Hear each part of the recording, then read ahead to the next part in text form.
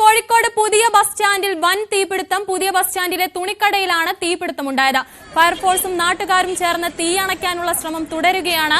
MS Aneesh Kumar ഉണ്ട് സംഭവ സ്ഥലത്ത് നിന്നും. അനീഷ് കുമാർ, ഇപ്പോൾ ആ തീ പടരുകയാണ്, എന്താണ് കൂടുതൽ വിശദാംശങ്ങൾ? ഏതാണ്ട് അരമണിക്കൂറിലധികമായി തീ ആളിക്കത്തുന്നുവെങ്കിൽ പോലും ഇപ്പോഴും നിയന്ത്രണ വിധേയമാക്കാൻ കഴിഞ്ഞിട്ടില്ല എന്നതാണ് ഏറെ ആശങ്ക നൽകുന്ന കാര്യം. തുണിക്കട നിലനിന്ന സ്ഥലം, അതായത് തുണിക്കടയുടെ ഭാഗമായുള്ള സംഭരണ കേന്ദ്രം നിലനിന്ന ഇടമാണ്. അതുകൊണ്ട് ഒരുപാട് സ്റ്റോക്ക് ഈ സ്ഥലത്ത് ഉണ്ടായിരുന്നു എന്നാണ് നമുക്ക് ഈ കച്ചവടക്കാരിൽ നിന്നുമൊക്കെ അറിയാൻ കഴിയുന്നത്. അതുകൊണ്ട് തന്നെ വലിയ തീ ഇപ്പോഴും ആളിക്കത്തിക്കൊണ്ടിരിക്കുന്ന ഒരു സാഹചര്യമുണ്ട്. തുണിത്തരങ്ങൾ ആയതുകൊണ്ട് തന്നെയാണ് ഇത്ര വലിയ തോതിൽ ഇത് ആഞ്ഞ് കത്തുന്ന ഒരു സാഹചര്യമുണ്ടായിരിക്കുന്നത്. സ്കൂൾ തുറക്കൽ സീസണും മറ്റുമൊക്കെ ആവാൻ പോകുന്നതുകൊണ്ട് തന്നെ ഒരുപാട് സ്റ്റോക്ക് ഇവിടെ സംഭരിച്ചിരിക്കുന്ന സ്ഥലമാണ്. മൊത്ത കച്ചവടം നടക്കുന്ന ഒരു സ്ഥലം കൂടിയാണ്. അതുകൊണ്ടാണ് ഇത്രയും അധികം തുണിത്തരങ്ങൾ ഇവിടെ സംഭരിക്കുന്ന ഒരു സാഹചര്യം ഉണ്ടായത്. എന്തായാലും ഈ നിലനിൽ ഈ തീ ആഞ്ഞ് കത്തുന്ന സ്ഥലത്തിന് തൊട്ടടുത്ത് തന്നെ ഒരുപാട് സ്ഥാപനങ്ങൾ, കച്ചവട സ്ഥാപനങ്ങൾ സ്ഥിതി ചെയ്യുന്നുണ്ട്. ഈ കെട്ടിടത്തിൻ്റെ താഴ്ഭാഗത്ത് ഒരുപാട് ചെറിയ കടകൾ നമുക്ക് കാണാം. അതിനോട് ചേർന്ന് തന്നെ മറ്റൊരു പ്രധാന വാണിജ്യ കേന്ദ്രം സ്ഥിതി ചെയ്യുന്ന ഇടമുണ്ട്. അവിടേക്ക് തീ പടർന്നു പിടിക്കാതിരിക്കുക എന്ന ശ്രമകരമായ ദൗത്യമാണ് ആദ്യം തന്നെ അഗ്നിശമന സേന വിഭാഗം ചെയ്ത് ഒരു ഫയർ ലൈൻ.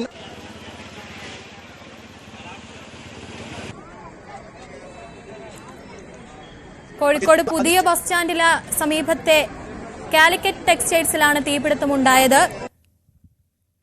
ഇപ്പോൾ 3 സ്ഥലങ്ങളിൽ നിന്നുള്ള ഫയർഫോഴ്സ് എത്തി തീ അണയ്ക്കാനുള്ള ശ്രമം നടത്തുന്നുണ്ട്. പക്ഷേ തീ നിയന്ത്രണ വിധേയമാകുന്നില്ല. കഴിഞ്ഞ അരമണിക്കൂറോളം നേരം നിർത്താതെ തീ നിയന്ത്രണ വിധേയമാവാതിരിക്കുകയാണ്. അനീഷ് ഉണ്ട് കൂടുതൽ വിവരങ്ങളുമായി. അനീഷ്, സമീപത്തെ കടകളെല്ലാം ഒഴിപ്പിച്ചെന്ന് പറയുന്നുണ്ട്. സമീപത്തെ കടകളിലും ഇത് പടരുകയാണ് നിലവിൽ. ഏതെങ്കിലും തരത്തിലുള്ള ആളപായം റിപ്പോർട്ട് ചെയ്തിട്ടുണ്ടോ? അതുപോലെ തന്നെ എന്താണ് ഇത്തരത്തിലുള്ള തീപിടുത്തത്തിന് കാരണം എന്ന് വല്ലതും മനസ്സിലാക്കാൻ കഴിഞ്ഞിട്ടുണ്ടോ? നിലവിൽ ആളുകൾ ആ കെട്ടിടത്തിന് ഇല്ല എന്നാണ് പരിശോധന നടത്തിയതെന്നും പോലീസ് ഉദ്യോഗസ്ഥരും ജനപ്രതിനിധികളും ഒക്കെ അറിയിച്ചിരിക്കുന്നത്. ഒപ്പം ഞായറാഴ്ച ദിനമായതുകൊണ്ട് തന്നെ പൂർണ്ണ തോതിൽ കടകൾ പ്രവർത്തിക്കുന്ന ഒരു സാഹചര്യം ഉണ്ടായിരുന്നില്ല. ബസ് സ്റ്റാൻഡിലെ തിരക്കും താരതമ്യേന കുറവായി നിൽക്കുന്ന ഒരു ദിവസമാണ്. അതുകൊണ്ടാണ് ഒരുപാട് ആളുകൾ ആ സ്ഥലത്തില്ലാതിരുന്നു എന്നത് കൊണ്ട് തന്നെ ആ കെട്ടിടത്തിനുള്ളിൽ കയറി തീപിടിച്ചപ്പോൾ തന്നെ ആളുകളില്ല എന്ന് ഉറപ്പുവരുത്തിയെന്ന് നേരത്തെ ജനപ്രതിനിധികൾ അടക്കമുള്ളവർ അറിയിക്കുകയും ചെയ്തിരുന്നു. തൊട്ടടുത്ത് ബിൽഡിങ്ങുകളുണ്ട്, അല്ലെങ്കിൽ അവിടെയും കച്ചവട സ്ഥാപനങ്ങളൊക്കെ പ്രവർത്തിക്കുന്നുണ്ട്. അവിടേക്ക് തീ പടരാതിരിക്കുന്നതിനുള്ള നീക്കം നടത്തുന്നുണ്ട്. എന്തായാലും ബസ് മുഴുവൻ കടകളും ഇതിനകം തന്നെ പോലീസ് ഉദ്യോഗസ്ഥർ ഒഴിപ്പിച്ചിരിക്കുന്നു. എങ്ങനെയും ഈ കെട്ടിടത്തിനുള്ളിലേക്ക് കടന്ന് വെള്ളം ഒഴിക്കുക എന്ന ദൗത്യമാണ് ഇപ്പോൾ ഉദ്യോഗസ്ഥർ ചെയ്യുന്നത്. അവർക്ക് ആ ഉള്ളിലേക്ക് പ്രവേശനം ലഭിക്കാത്ത ഒരു സാഹചര്യമായിരുന്നു ഇത്രയും നേരം ഉണ്ടായിരുന്നത്. കാരണം തീ ആളിക്കത്തുന്നതുകൊണ്ട് ആ ഭാഗത്തേക്ക് കടക്കാൻ കഴിയില്ലാത്ത ഒരു സാഹചര്യം ഉണ്ടായിരുന്നു.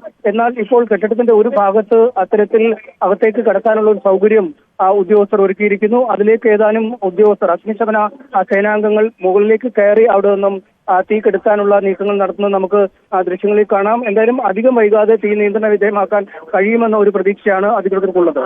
സമീപത്തെ എത്രത്തോളം കടകളിലേക്ക് ഈ ഒരു തീപിടുത്തം ബാധിച്ചു എന്നതിനെ പറ്റി വല്ല വിവരം ലഭിക്കാൻ കഴിയുന്നുണ്ടോ?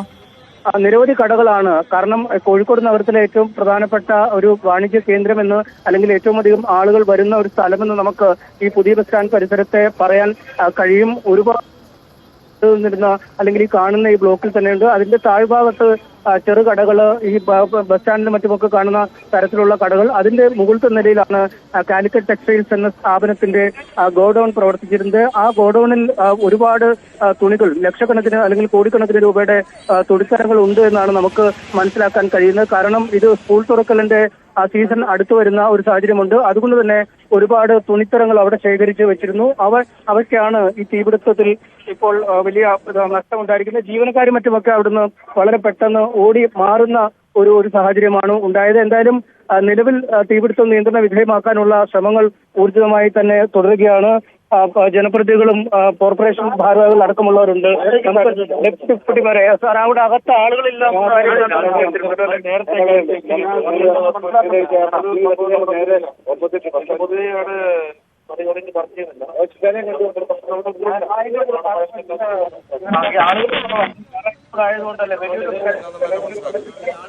ഇന്ന് ഞായറാഴ്ച കൂടെ ആയതുകൊണ്ടല്ലേ? അതെ, പല ചില യൂണിറ്റ് അടഞ്ഞു കിടക്കാണ്.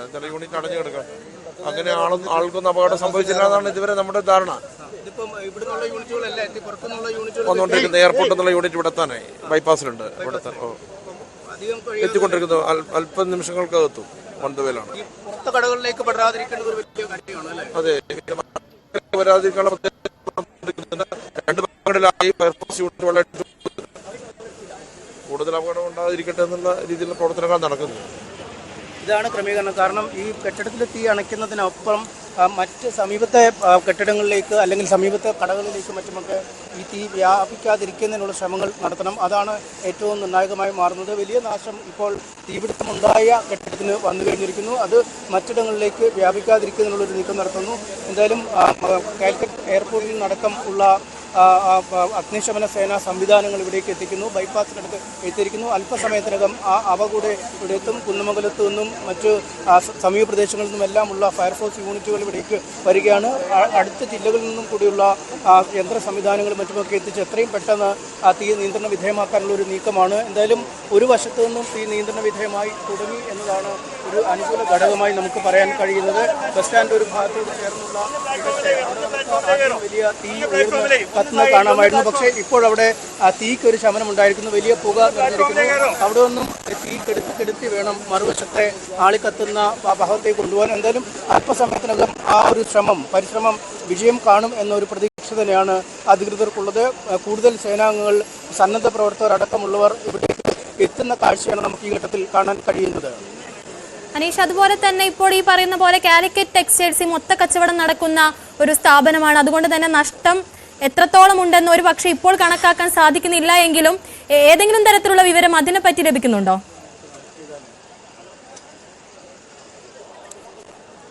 കനത്ത നഷ്ടങ്ങൾ ഉണ്ടാവും എന്നതാണ് ഇപ്പോൾ നമുക്ക് മനസ്സിലാക്കാൻ കഴിയുന്നത്. സാമ്പത്തികമായ നഷ്ടത്തിലുപരി മറ്റ് കടകളിലേക്ക് പടരുകയോ അല്ലെങ്കിൽ മറ്റ് ആളുകൾക്ക് കിട്ടുന്നുണ്ടോ? അനീഷ് കുമാർ കേൾക്കുന്നുണ്ടോ? അത്തരത്തിലൊരു നാശനഷ്ടം ഒഴിവാക്കുന്നതിനുള്ളൊരു നീക്കം തന്നെയാണ് അധികൃതരുടെ ഭാഗത്തുനിന്നും ഉണ്ടാവുന്നത്. വലിയ നഷ്ടം തന്നെ ഈ സ്ഥാപനത്തിന് ഉണ്ടാവും. പക്ഷേ അത് ഇനി ഒഴിവാക്കാൻ കഴിയാത്ത ഒരു നഷ്ടമായി മാറുന്നു. പക്ഷേ മറുവശത്തുള്ള അല്ലെങ്കിൽ അതിന് സമീപമുള്ള കെട്ടിടങ്ങളിലേക്ക് കൂടി ഈ തീ പടരാതെ നോക്കണം. അതുകൊണ്ട് മാത്രമേ ഒരു വലിയ നഷ്ടം ഒഴിവാക്കാൻ കഴിയുള്ളൂ. ഒപ്പം ഈ ആളുകൾ പൂർണ്ണമായും സുരക്ഷിതരാക്കുന്ന ഒരു രീതിയിലുള്ള കാര്യങ്ങളൊക്കെ നീങ്ങണം. അങ്ങനെയും നടക്കുന്നു. എന്തായാലും ഈ അകം ഏതാണ്ട് അകത്തെത്ര ആ ഒരു കടയിൽ മാത്രം കത്തിട്ടുണ്ട്.